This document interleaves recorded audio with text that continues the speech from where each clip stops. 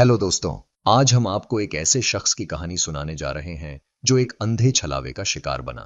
यह एक सच्चाई और भ्रम के बीच की लड़ाई थी, जिसमें असली राज क्या था, यह आपको इसी कहानी में पता चलेगा। तब तक जुड़े रहिए हमारे साथ। और अगर आपको यह कहानी पसंद आए तो हमारे चैनल को लाइक करें, सब्सक्राइब करें और बेल आइकन को दबाना न भूलें ताकि आपको हर नई कहानी का नोटिफिकेशन सबसे पहले मिल सके। तो चलिए कहानी को शुरू करते हैं।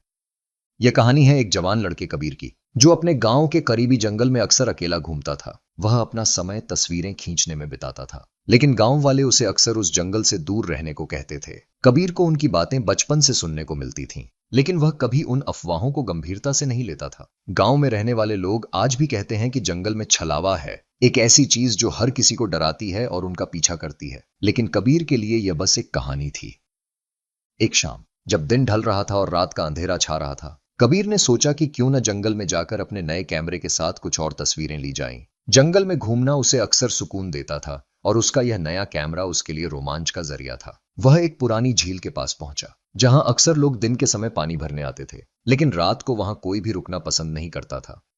कबीर ने अपना कैमरा सेट किया और झील के पास जाकर कुछ तस्वीरें लेना शुरू की। जब उसने पहली तस्वीर ली तो कैमरे की स्क्रीन पर एक अजीब सी शक्ल नजर आई। पहले तो उसे लगा कि यह कैमरे के अंदर कोई मसला होगा या शायद अंधेरा है, लेकिन जब उसने दोबारा तस्वीर ली तो वह शक्ल फिर से वहीं पर थी। एक हल्की सी रोशनी में दो आंखें उसे घूर रही थीं। यह सब देखकर कबीर के होश उड़ गए। उसने अपने कैमरे की स्क्रीन को करीब से देखा और देखा कि वह शक्ल उसके बिल्कुल करीब से गुजर रही थी, लेकिन असल में उसके आसपास कोई भी नहीं था। उसने अपनी तस्वीर को झूम किया और देखा कि शक्ल और भी साफ हो गई। आंखें खून जैसी लाल और चेहरा बेहद सफेद किया। ऐसा लग रहा था जैसे वह व्यक्ति इंसान से ज्यादा कोई और हस्ती हो। कबीर ने घबराकर अपने कैमरे को बंद किया और वहीं से निकलने की सोची, लेकिन उसे यह एहसास हुआ कि वह शख्सियत उसका पीछा कर रही थी, जिसकी खूनी लाल आंखें उसने अपने कैमरे में देखी थीं। उसने जल्दी से अपने कदम तेज किए और वहां से निकलने की कोशिश की, लेकिन हर बार जब वह पीछे मुड़कर देखता तो वही लाल आंखों वाली शख्सियत बार बार उसे नजर आती, जो उसके करीब आती जा रही थी। कबीर का दिल तेजी से धड़क रहा था और अब उसे कुछ आवाजें भी सुनाई देने लगीं। ये आवाजें बहुत अजीब थीं। कभी रोने की आवाजें थीं तो कभी हंसने की, कभी छोटे बच्चों की आवाजें तो कभी बूढ़ों की। और ये आवाजें कभी कहती, कबीर यहां वापस मत आना। ये आवाजें धीरे धीरे और तेजी से सुनाई देने लगीं। कबीर के लिए ये आवाजें असहनीय थीं। वह वहां से भागना चाहता था, लेकिन उसे महसूस हुआ कि जैसे उसके पैरों को कोई दबोच रहा हो, जो उसे भागने से रोक रहा है। कबीर ने जोर लगाकर वहां से भाग निकला। घर पहुंचकर उसने थोड़ा सुकून का सांस लिया, लेकिन जब उसने अपना कैमरा फिर से चेक किया तो उसे वही लाल आंखें तस्वीर में नजर आ रही थीं, जो बिल्कुल जिंदा लगती थीं। कबीर अपने होश और हवास खो चुका था। वह पूरी रात जागता रहा और यह सोचता रहा कि वह शख्सियत उसे कैसे छोड़ेगी। अगले दिन जब कबीर ने ये तस्वीरें अपने दोस्त को दिखाईं तो तस्वीरें और भी ज्यादा साफ थीं। इस बार उसने देखा कि वह शख्सियत उसके पीछे खड़ी थी। ये मंजर देखकर उसके दोस्त के भी होश उड़ गए।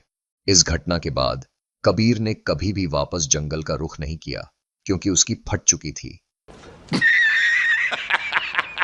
जी हां दोस्तों, उसकी फट चुकी थी।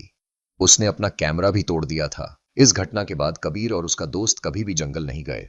आज भी लोग कहते हैं कि जब वे जंगल के पास से गुजरते हैं तो बच्चों के रोने की आवाजें सुनाई देती हैं और बड़ों के चिल्लाने की भी। दोस्तों, आप अभी भी ये सोच रहे होंगे कि उसके दोस्त का क्या हुआ, तो सुनिए। कबीर ने जब वह तस्वीरें अपने दोस्त को दिखाईं तो उसके होश ही नहीं उड़े, बल्कि होश उड़ने के साथ साथ उसने हक दिया और कोमा में चला गया।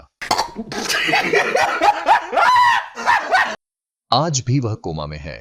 तो दोस्तों, इस कहानी से यह सबक मिलता है कि कभी भी रात के समय जंगल में जाना ठीक नहीं, वरना आपके साथ भी यह घटना हो सकती है। और अगर आपके साथ यह घटना हो गई तो अगर आप बच भी गए तो वह घटना जरूर आप अपने दोस्तों को बताएंगे और उन्हें भी कोमा में पहुंचाएंगे। क्या बात कर रहे हैं? इसलिए अपना ख्याल रखिए और अपने दोस्तों का भी। और अगर आपको यह कहानी अच्छी लगी हो तो प्लीज हमारे चैनल को लाइक और सब्सक्राइब करें और बेल आइकन को दबाना न भूलें, ताकि आने वाली हर नई कहानी का नोटिफिकेशन आपको सबसे पहले मिल सके। तब तक के लिए जुड़े रहें हमारे साथ और हमारी अगली कहानी भी जल्द आने वाली है।